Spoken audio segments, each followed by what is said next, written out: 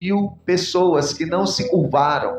Você está com medo de uma mulher, por nome de Jezabel, que falou que até a hora deste dia, que na verdade você tinha acabado de derrotar os profetas de Baal e da deusa Azerá, e você ficou com medo depois de derrotar aqueles profetas, mas mesmo assim, por uma mulher dizer que queria tirar a tua vida, você veio a este deserto, você atravessou o deserto e veio até este lugar. Eu não mandei você vir para cá, faz aqui, Elias. Ainda há 7.000 que não dobraram seus joelhos a Baal. Permaneça firme, você não está só. Sabe o que Deus diz para nós? A gente acha que estamos sozinhos, achamos que estamos sozinhos, mas o Espírito Santo está conosco todo dia até a consumação dos séculos. Ainda há um povo que não dobrou os seus joelhos a esse sistema, a este mundo, às desilusões, às tentações. Há um povo que adora Deus, a igreja de Jesus, a igreja verdadeira de Jesus. Ela não se curvou diante das circunstâncias difíceis e ela permanece de pé. Então há um povo que não dobrou os seus joelhos e nós não estamos sozinhos. Amém? Você não está sozinho. Você tem um Deus que está com você e tem uma igreja que ora por você. E Deus é bom. Aleluia. Vamos orar a Deus.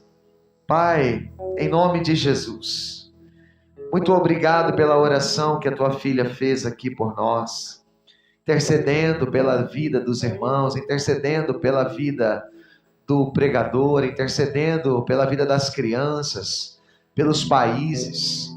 Meu Deus, eu oro para que esse bom ânimo, Senhor, nós possamos continuar produzindo ele dentro de nós.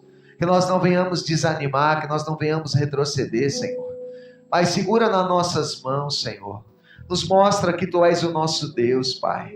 Nos mostra que ainda há Deus em Israel, Pai. Como foi lá na época de Elias, no Monte Carmelo. O Senhor mandou fogo do céu, Senhor, sim, com o intuito, ó Pai amado, de mostrar que há um Deus que tem o controle.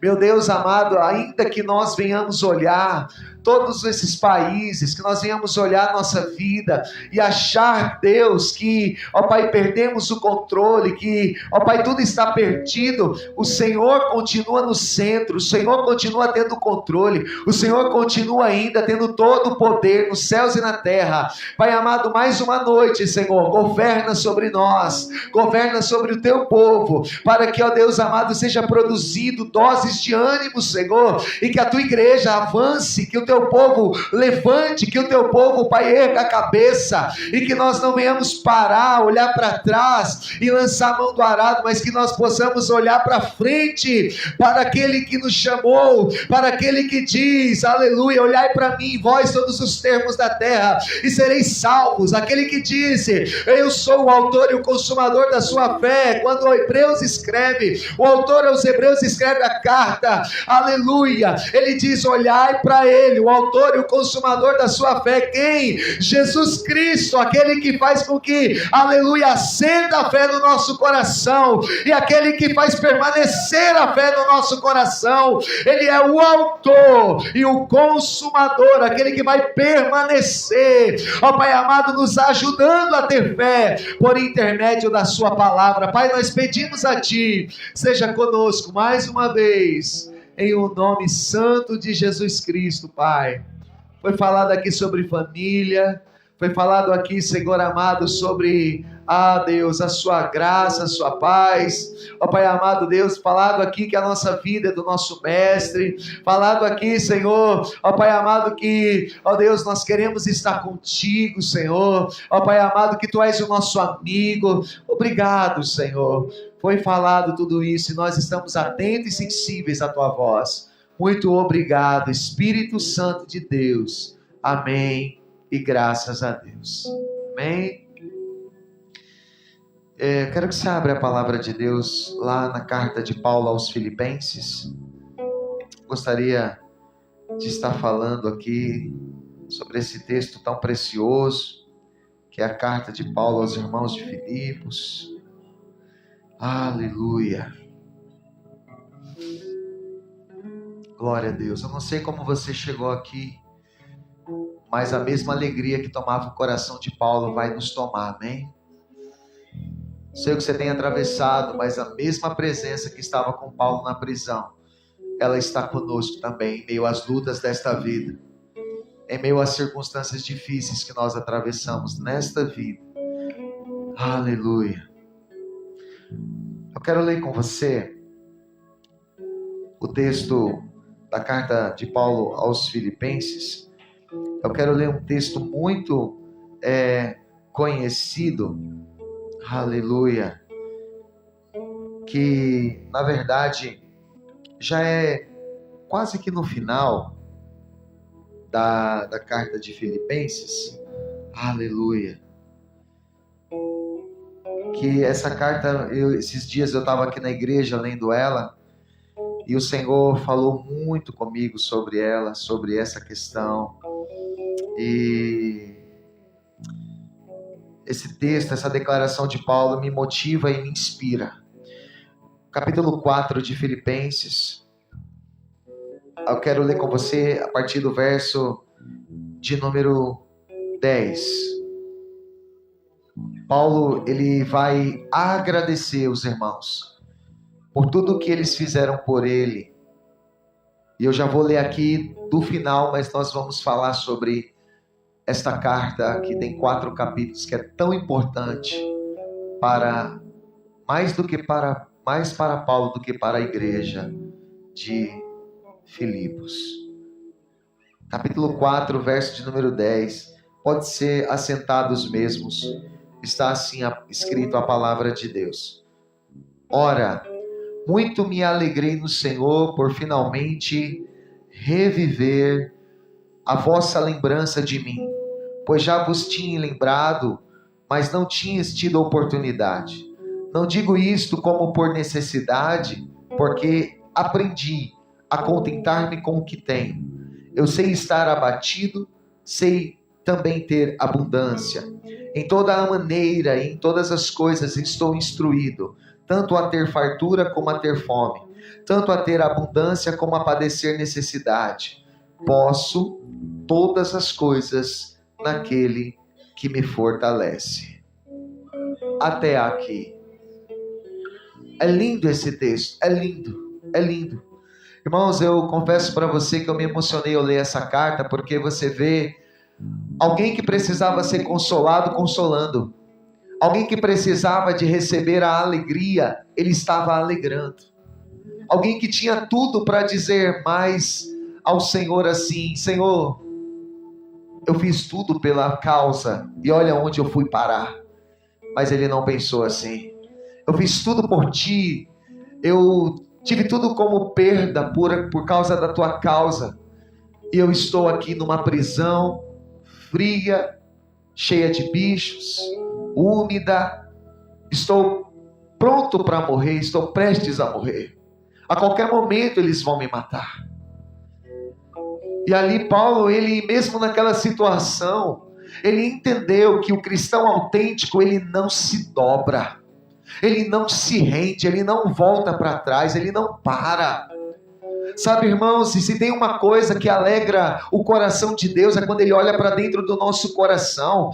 Mesmo nós passando e enfrentando muitas situações que teríamos tudo para desistir, e Ele enxerga em nós pessoas perseverantes, o Senhor se alegra com isso. O Senhor se alegra de ver como a igreja dele persevera. O Senhor se alegra de ver como você, mesmo em meio à sua luta, você ainda está aqui na igreja adorando. O Senhor se alegra mesmo em ver que você tinha tudo para abandonar a fé, você ainda com pouca força tem guardado a palavra da salvação e tem permanecido de pé na presença dele. O Senhor tem visto o teu choro, a tua lágrima, o teu sofrimento, as tuas angústias.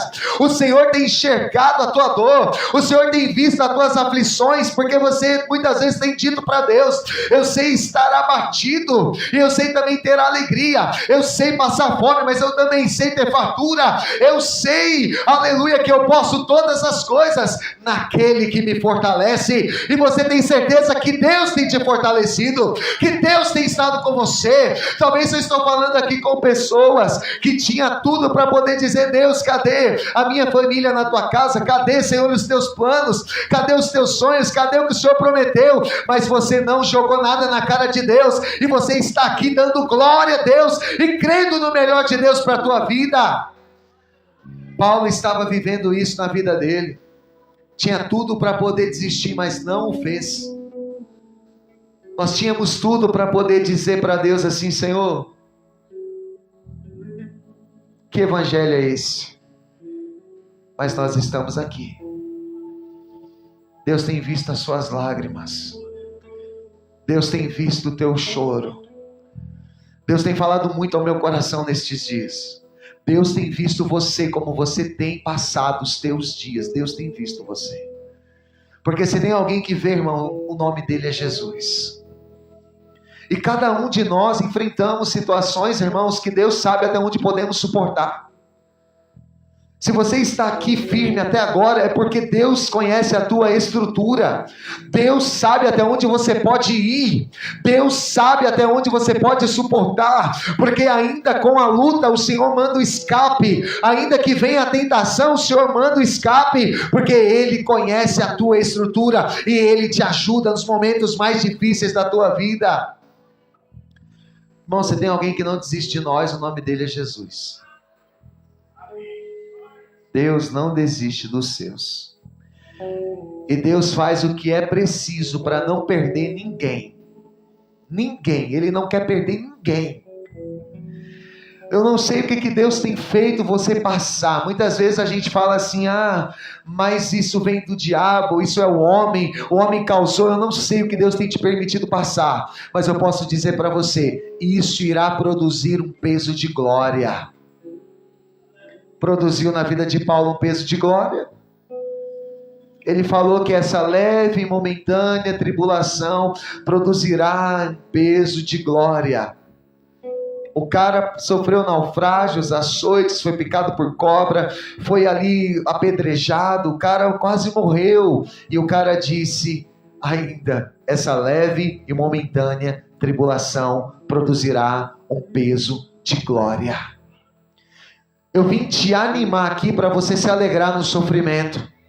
Eu vim te animar aqui a você se alegrar na dor, a você entender que Deus cuida da tua vida, a você entender que Deus está no controle dessa situação, a entender que Deus não vai te deixar morrer no caminho. Ele não deixou os israelitas morrer no Mar Vermelho, Ele abriu o mar para eles passar, e até o mais fraco, enquanto ele não passou, não atravessou. O Senhor não fechou o mar. Então Deus não vai permitir que você venha perecer até você atravessar e chegar do outro lado e cantar um hino de vitória ao nosso Deus.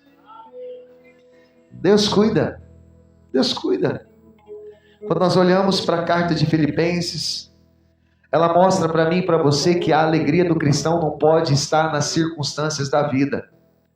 Porque tem hora que a gente está bem e a gente tem uma tendência a sorrir. E quando nós estivermos mal, será que nós vamos sorrir também?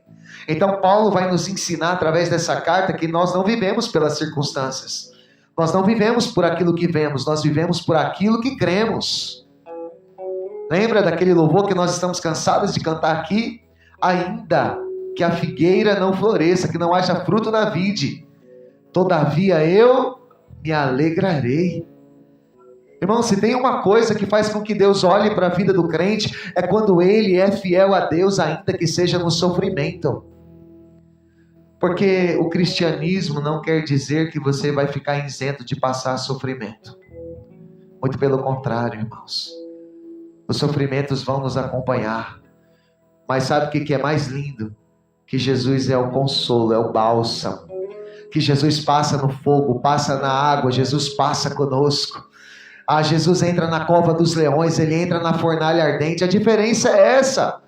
Ele não diz que não vamos passar, mas ele diz: se passares, eu vou passar junto com você. Se atravessar, eu vou atravessar junto com você. Ele diz: se você entrar, eu vou entrar com você. Sadraque, Mesaque e Abednego entrou na fornalha, o quarto homem estava lá passando com eles também. Então eu posso declarar na autoridade do nome de Jesus: se você está passando pelo fogo, o Jesus eterno está passando com você nesse fogo aí. Se você está passando dentro da cova de leões, Ele está com você na cova dos leões. Porque o cristianismo, irmãos, também ele é carregado de lágrimas. E nós precisamos entender isso. Eu aceitei a Jesus, todos os meus problemas estarão resolvidos. Não, não é assim que funciona. Porque nós temos que lutar uma guerra ainda, irmãos. E essa guerra faz com que nós tenhamos aflições. Porque a nossa luta não é contra o vizinho. Irmãos, nós estamos aqui sendo bem enfáticos. A nossa luta não é contra o nosso irmão.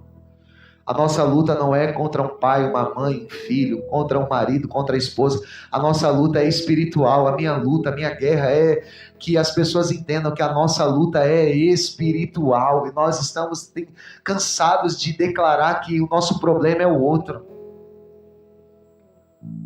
Por que a gente faz isso, irmão? A nossa guerra é espiritual. Quando você lê João 10:10, o que a Bíblia diz? O ladrão veio senão para matar, para roubar e para destruir. Ele veio roubar a tua paz, ele veio matar a tua vida, ele vem destruir tua família. Mas sabe por que ele não consegue fazer isso? Porque a Bíblia diz em João 10:11, porque Jesus veio para trazer vida e vida com abundância. É porque Jesus ainda é maior que o diabo, sempre será, sempre foi e vai continuar sendo maior que ele. Mas o segredo é nós confiarmos nele, olharmos para ele, vivermos a fé no Filho de Deus, entender que a nossa luta é espiritual. Muitas pessoas se degladiam com as outras porque não entendem que a sua guerra é espiritual. E o justo sofre. Por que o justo sofre? Porque muitas vezes não entende que a guerra não é contra a carne, não é contra a sua família, não é contra a sua casa, não é contra as pessoas que você convive, não são contra as pessoas que habitam nesse mundo. Tem um poder de influência por trás disso. Nós temos que declarar que Satanás seja abatido e que o nome de Jesus seja glorificado. Nós temos que entender isso. Paulo já havia entendido isso, por isso que ele sabia o que ele estava passando, porque ele não podia olhar para trás, porque ele tinha certeza que a luta dele não era contra os homens, a luta dele era contra os príncipes, principados, potestades deste mundo, dominadores deste mundo. Tanto é que foi ele que escreveu Efésios capítulo 6, falando sobre a guerra espiritual. Quando você lê Efésios 6:10, ele vai falar. Ele vai falar sobre a armadura de Deus, ele vai falar sobre a luta espiritual que existe. Ele mesmo que escreveu e disse, as armas da nossa milícia não são carnais. E o que a gente faz? A gente gosta de usar as armas carnais. A maior arma que o ser humano usa hoje é o poder da sua língua, as suas palavras. A maior arma que o ser humano quer usar hoje para ferir, para matar, para ofender é as palavras. Não só as palavras, mas a maior arma que o ser humano tem usado hoje também, muitas vezes é a indiferença, o desprezo. Vou dar o desprezo que essa pessoa merece.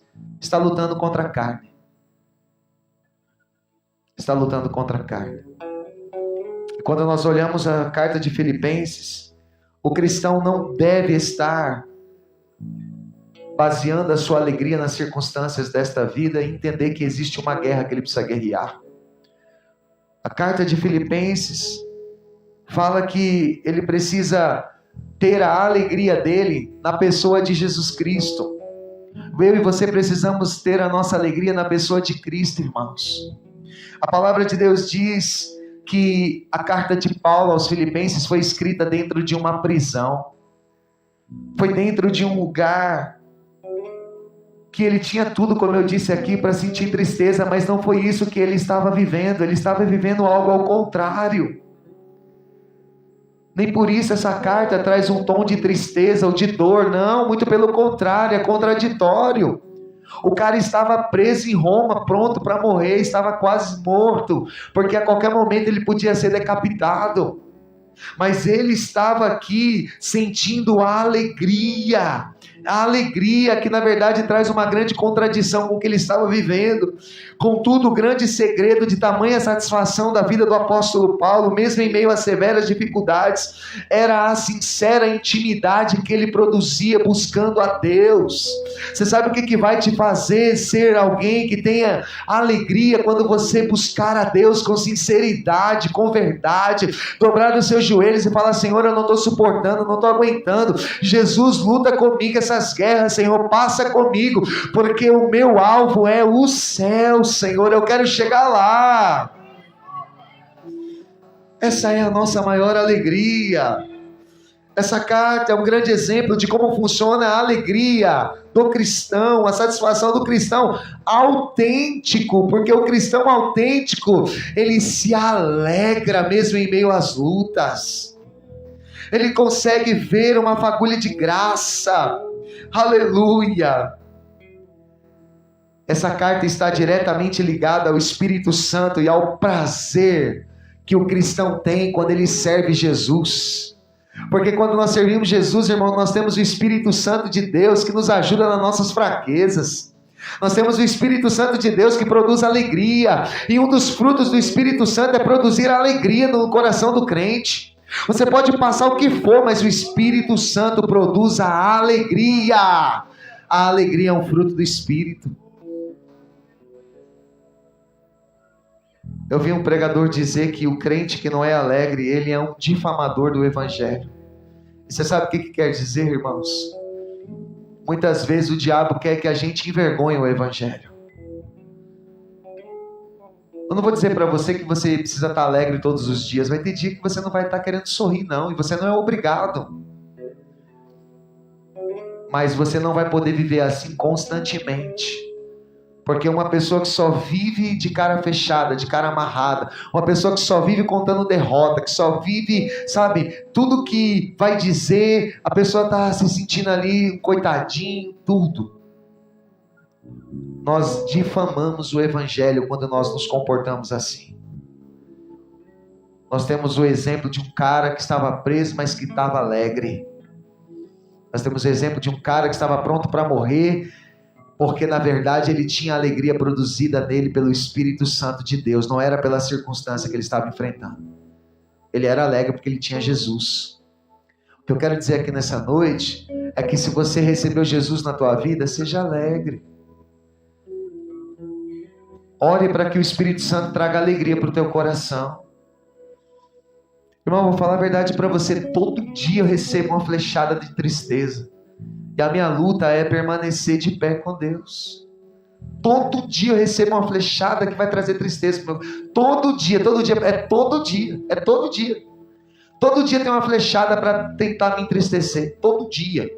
Às vezes eu pergunto, falo: Deus, por que isso? Para que isso? Para que isso, Senhor? É para a tua glória, é para glorificar o teu nome. O que o Senhor tem a fazer nessa cidade? O que o Senhor tem a fazer nessa igreja? O que o Senhor tem a fazer nas nossas vidas? Por que eu recebo tanta flechada de tristeza na minha vida? Foi o que eu plantei? Será que é só por isso? Porque a Bíblia diz também: do que se queixa o homem se queixa dos seus próprios pecados.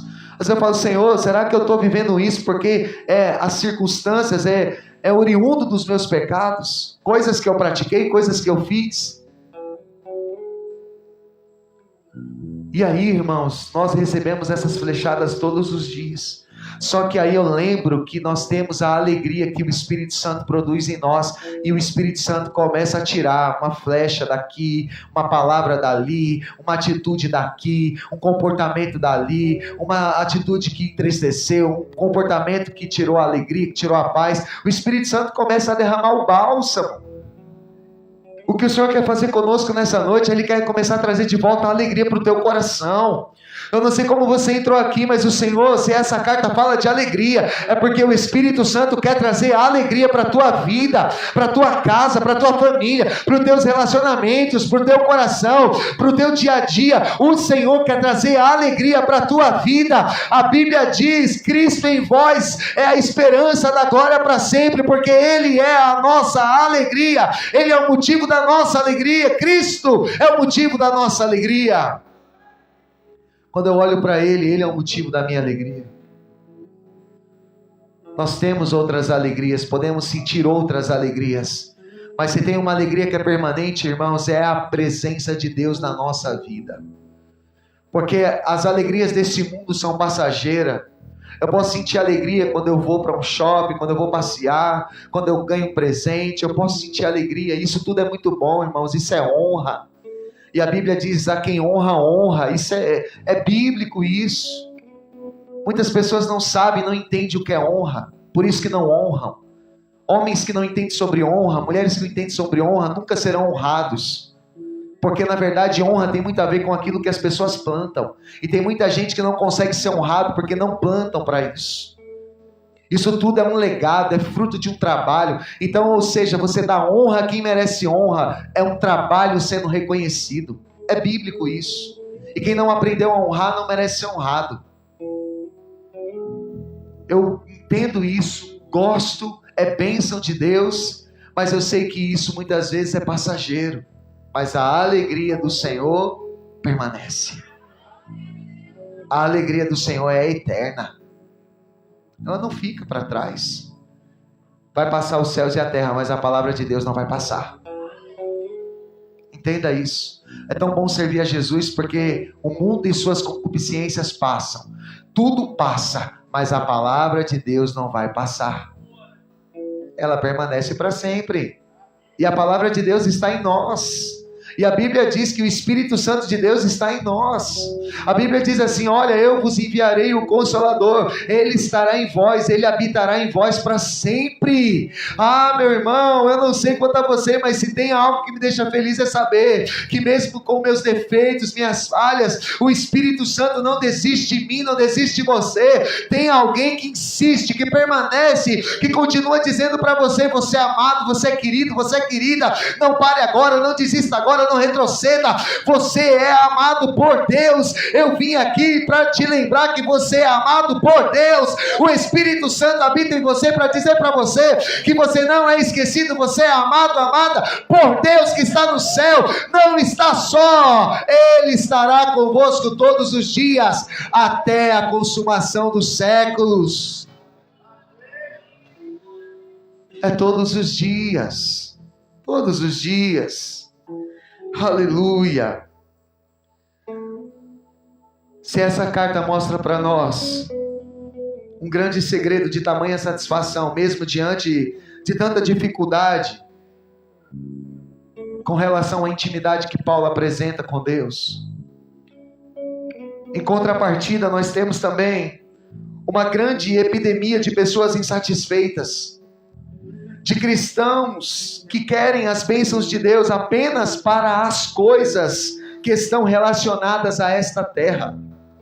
Irmãos, e a Bíblia já diz: aquele que só pensa nas coisas dessa terra, é a Bíblia que diz, não é o pastor Júlio não.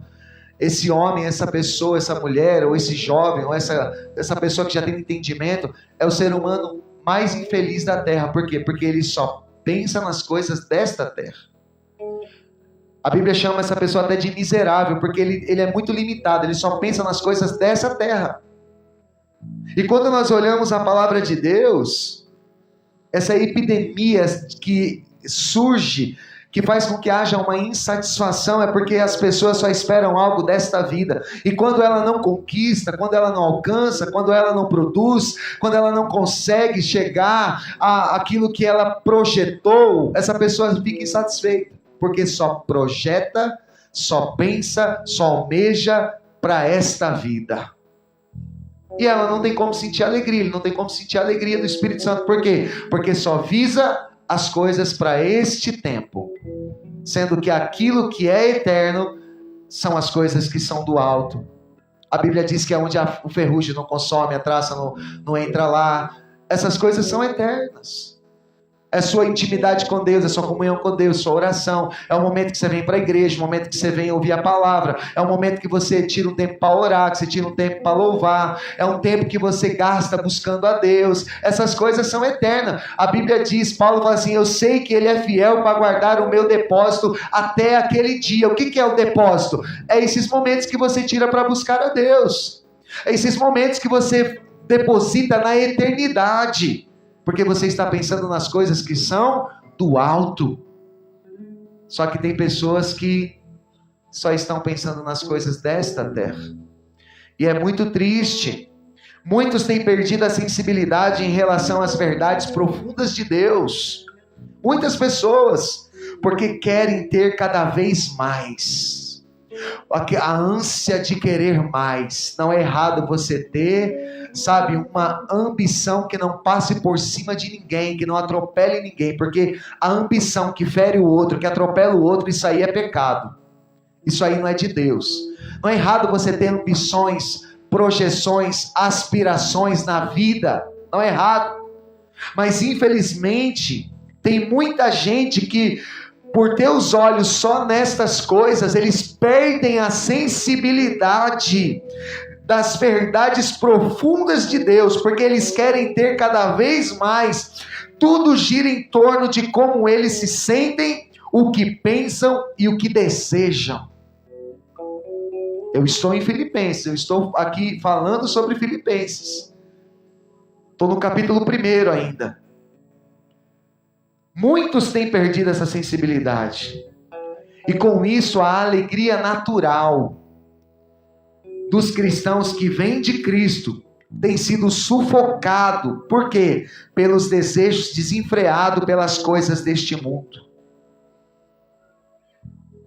Você já se sentiu assim? Eu e você precisamos tomar cuidado se nós não estamos projetando só para esta vida. A palavra de Deus diz que aqui somos ensinados, na carta aqui de Filipenses, somos ensinados a ter alegria no sofrimento, no serviço, na fé e na doação também. A Bíblia diz que ele não poupou nem o seu próprio filho, antes o entregou por todos nós, e nós reputamos ele como aflito, ferido de Deus e oprimido. A Bíblia diz que dele os homens não fizeram caso algum, balançavam a cabeça como que se não fizessem caso dele. A Bíblia diz em Isaías 53 que Jesus era um homem de dores. A Bíblia diz que não havia nele beleza nem formosura, nada que nos agradasse. O castigo que nos traz a paz estava sobre ele, e pelas suas pisaduras nós fomos sarados. Ele foi ferido, moído pelas nossas iniquidades. Se Deus não poupou o seu próprio filho, por que ele vai poupar a mim e a você? Não vai.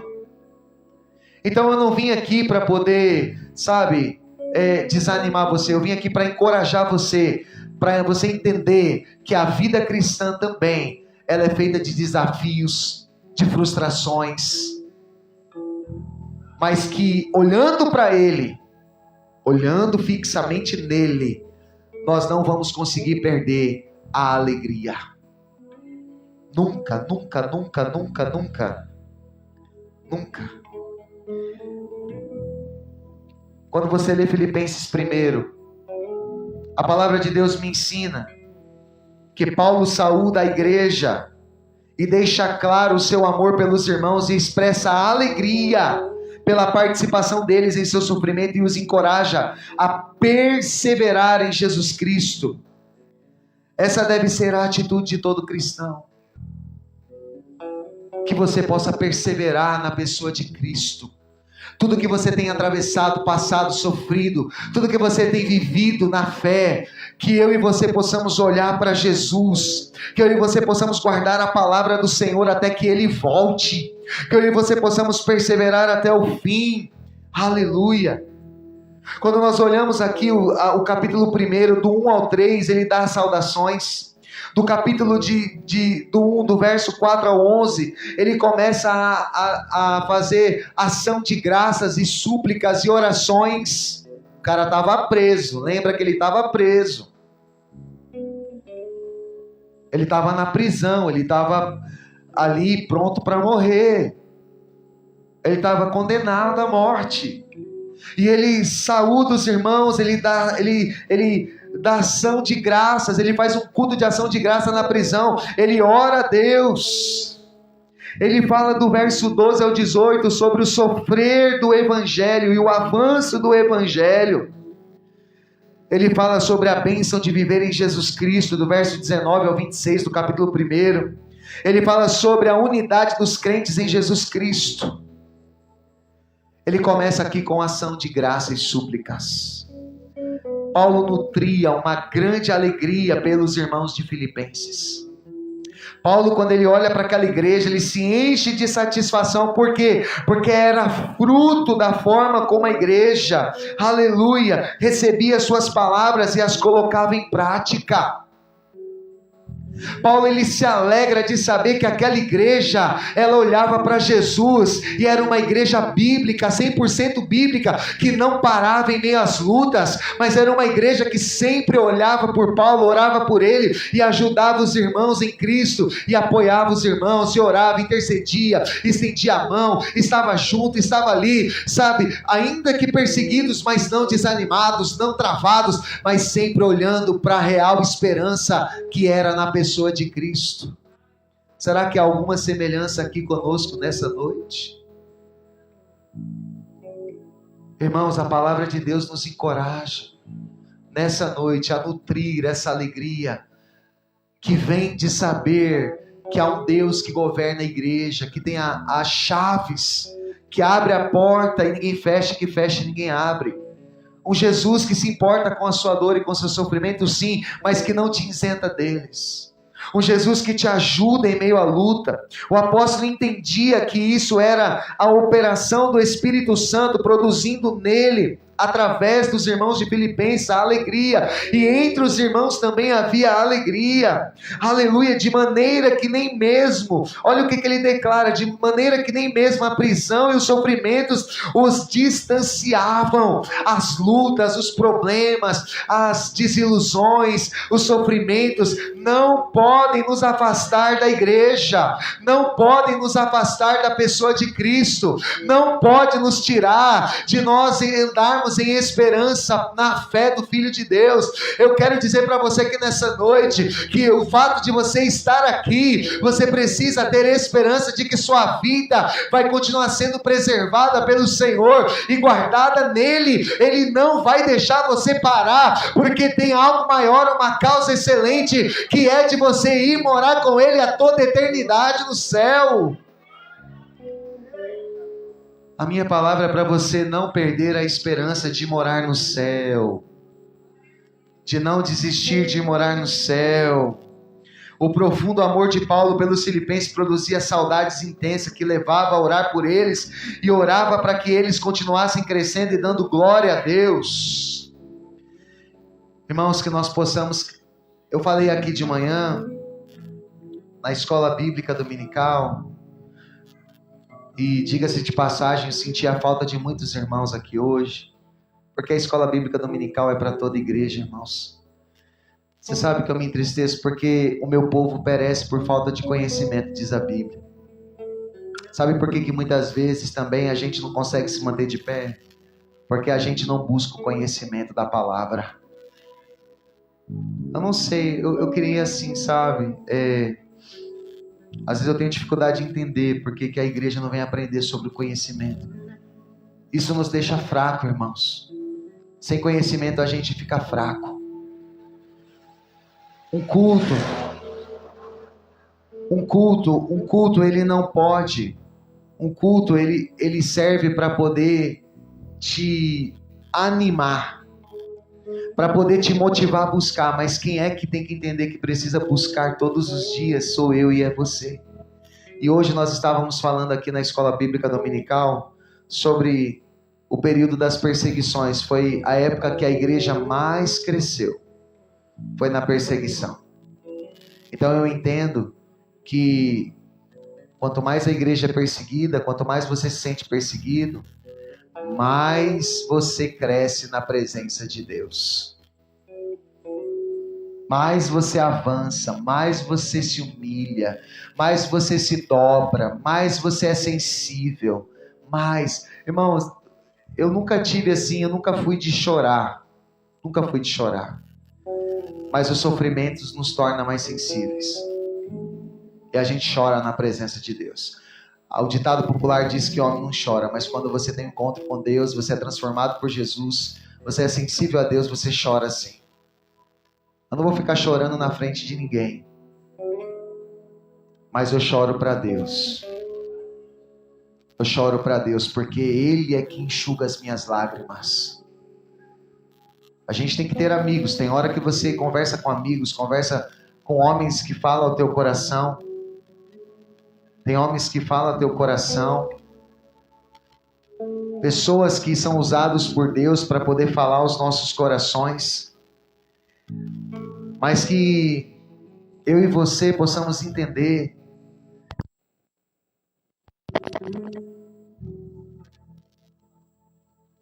Não, pode ligar. Nós precisamos entender que os sofrimentos ele nunca vai nos parar. Mas ele sempre vai nos fazer crescer um pouco mais e nos tornar sensíveis a Deus. Tem pessoas que precisam ser humilhadas para saber o que é ter sensibilidade diante de Deus. Sabe por que a Bíblia diz em Deuteronômio que Deus fez aquele povo passar pelo deserto, foi humilhado, padeceram necessidade, tiveram fome, para saber se guardaria ou não os mandamentos de Deus. Deus humilhou, a Bíblia diz que foi Deus que humilhou aquele povo. A Bíblia diz que foi Deus que permitiu que eles tivessem necessidades. A Bíblia diz que foi Deus que permitiu que eles estivessem ali, se sentissem, abandonados. Foi Deus quem permitiu, irmãos. Às vezes Deus permite a humilhação, o choro, o dor, o sofrimento, a lágrima, para a gente saber ser mais sensíveis à voz de Deus. Porque tem gente que eu vou falar para você, não se dobra. Tem gente que não se dobra. Tem gente que não se rende. Tem gente que é tão orgulhoso, tão soberbo, tão orgulhoso, tão a ponto de achar que a culpa é de todo mundo, menos dele. E Deus tem que permitir a luta, tem que permitir a prova, tem que permitir o choro, tem que permitir a humilhação para ele entender, para ela entender que ele depende de Deus, ela depende de Deus, ele tem que se humilhar e tem que se curvar. Muitas vezes Deus permite isso. Deuteronômio fala que Deus levou os israelitas para ser humilhado. E quando nós olhamos aqui para Paulo, nós vemos que Deus permitiu tudo aquilo na vida dele. Por quê? Aí você vai olhar. A Bíblia diz que ele era fariseu, que ele era doutor da lei, que ele era zeloso. A Bíblia diz, irmãos, que ele era alguém que se sentia o cara mais puro da terra, que ele estava fazendo a coisa certa. Ele perseguia os cristãos, matava os cristãos, ele entrava nas casas. A Bíblia diz que ele consentiu na morte de Estevão, que foi apedrejado. A Bíblia diz que ele colocou muito nas prisões. Aquele homem se achava o máximo. O que Deus fez com ele? Primeira coisa que Deus fez com ele, permitiu que ele caísse do cavalo, ficou cego durante 3 dias. E um homem simples, que morava na rua direita, chamado Ananias, orou por ele, para que ele pudesse ter a visão de volta. Um cara que achava que sabia de tudo, que ele estava fazendo tudo certo, e ele achava que aqueles que ele estava aprendendo eram os errados. Deus mostrou para ele que aquele que perseguia, ia passar a ser perseguido agora, que ele ia sofrer vários perseguições, sofrimentos por amor a Cristo.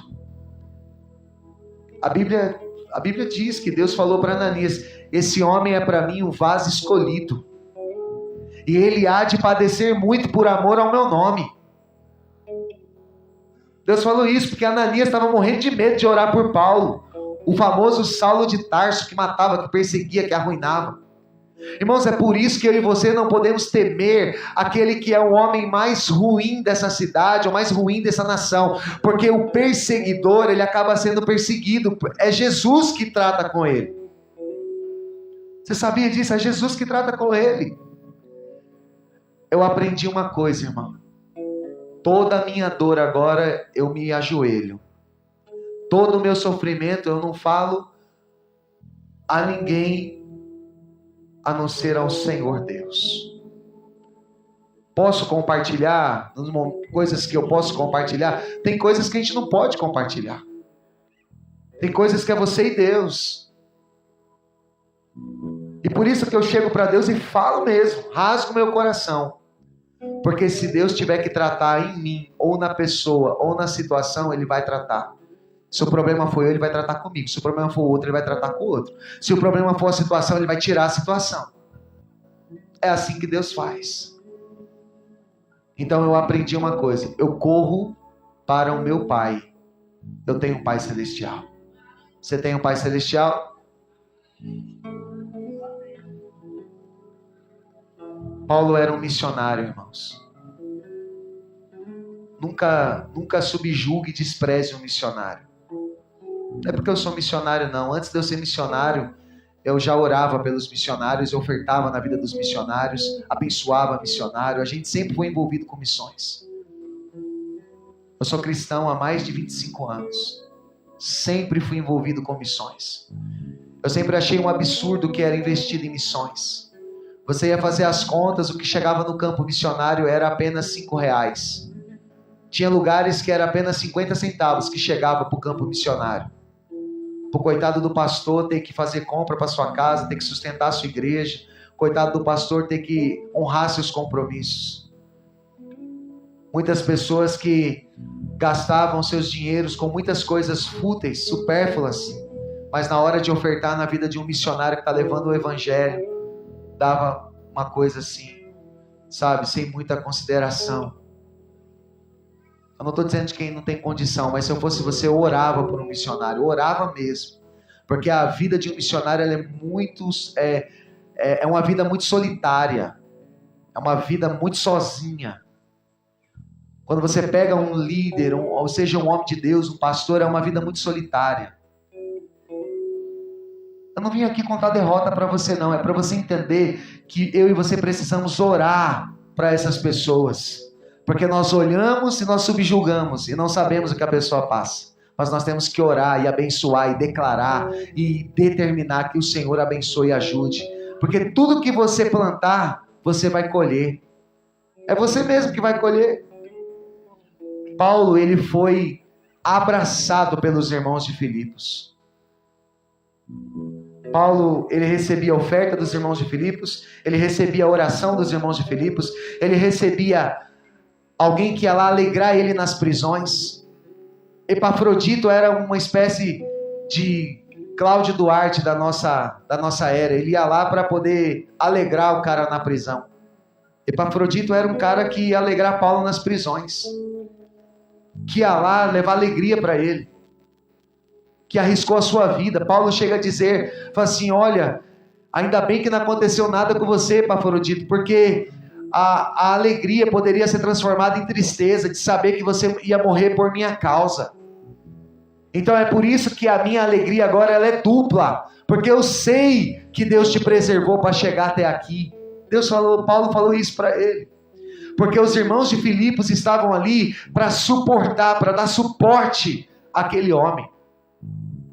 Irmãos, tudo que você passa, sempre tem alguém orando por você. Então, se você faz algo por alguém, virá para você mesmo, porque a Bíblia diz, aquele que planta, colhe. Os que semeiam em lágrimas, colherão com alegria. Aquele que leva a preciosa semente, andando e chorando, com certeza vai trazer consigo os seus frutos. Existe um sofrer por causa do Evangelho. A Bíblia diz que quando Paulo escreveu a carta de Filipenses, ele estava preso em Roma.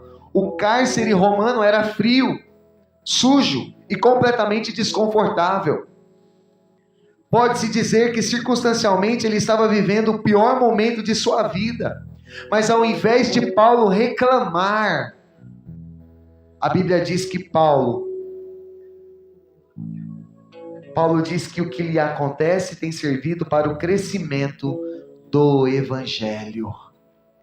Sabe por que você está sofrendo? Para o crescimento do Evangelho. Sabe por que você está passando alguns momentos difíceis? Para você entender que com a mesma consolação que você está sendo consolado por Deus, o Senhor vai te usar para consolar muitas pessoas também. Aleluia! Deus não perde nada, Ele usa tudo para poder ganhar pessoas. Paulo entendia que o que ele estava vivendo era para crescimento do Evangelho.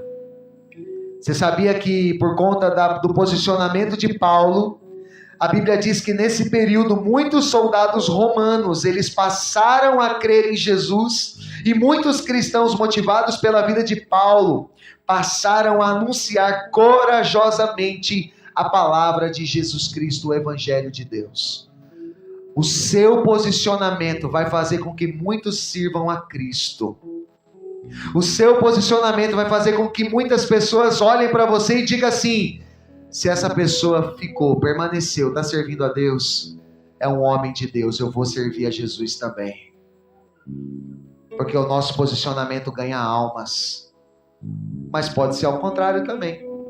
O seu posicionamento pode fazer com que as pessoas nem queiram servir a Deus, nem queiram ir para a igreja. Embora alguns não tivessem a intenção correta, algumas pessoas que viam, olhavam para Paulo, não tivessem a intenção correta, pregavam denegrindo a imagem de Paulo. Pregavam falando mal dele. Paulo, cheio do Espírito Santo, prefere observar o lado bom da vida. E o importante é que, aí ele diz, declarações dele, o importante é que de alguma forma, seja por motivos falsos ou verdadeiros, Cristo está sendo pregado, e por isso eu me alegro, Paulo dizia. Se estão falando bem ou se estão falando mal, eu não me importo. O que eu me importo é que Cristo está sendo pregado e eu carrego as marcas de Cristo. Eu sou prisioneiro do Senhor, Paulo disse. Ele estava se alegrando porque o Evangelho estava sendo pregado, porque estavam falando dele e ele estava dando testemunho de Cristo. Quantos podem olhar para você e dizer assim: não é o crente? Não diz vitorioso? Por que está nessa prova toda? Não é o cristão que diz que o Deus dele é fiel? E por que ele está vivendo essa situação na vida dele e na vida dela? Não para não, sabe por quê? É bom ele ver você passando por essa situação, porque também ele vai ver você na bênção e vai glorificar a Deus, aleluia! Muitos pelo seu testemunho vão servir ao Senhor, porque vão olhar e vão dizer: ele venceu. Eu vim passando aqui de cabeça baixa, parecia que estava desanimado, mas estava na igreja, ora estava contente, estava dando glória, estava sorrindo, ora estava chorando, mas em todas essas coisas, essa pessoa foi vencedor por aquele que amou, e ele está ali. Então eu quero esse Jesus também que mudou a vida dessa pessoa. Quando Paulo escreve aos Romanos, ele estava preso. O capítulo 8 de Romanos. Quando você vai ler lá os versículos finais, Paulo diz assim: que diremos, pois, à vista destas coisas? Que se Deus é por nós, quem será contra nós?